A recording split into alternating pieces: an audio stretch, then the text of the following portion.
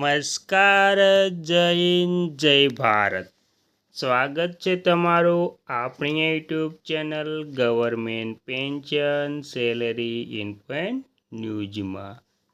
તો આજે આપણે વાત કરવાના છીએ કે તમામ વિધવા બહેનોને જે 1250 રૂપિયા પેન્શન મળે છે તે કેવી રીતે મેળવવું।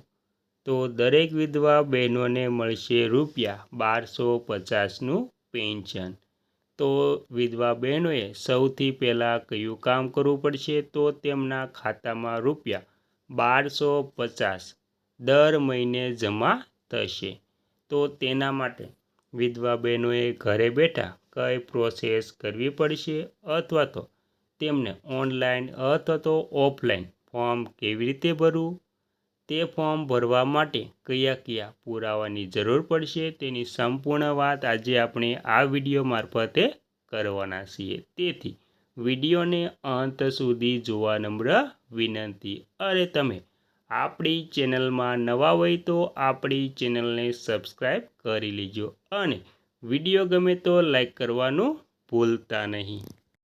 તો તમામ વાત વિગતવાર જાણીએ તો ગુજરાતમાં વિધવા બહેનો માટે ગંગા શ્રુપા આર્થિક સહાય યોજના હેઠળ દર મહિને રૂપિયા 1250નું પેન્શન મળે છે।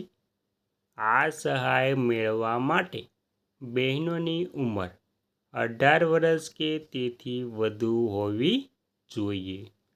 ગ્રામ્ય વિસ્તાર માટે વાર્ષિક આવક રૂપિયા 1,20,000 અને શહેરી વિસ્તાર માટે રૂપિયા 1,50,000થી વધુ હોવી જોઈએ નહીં।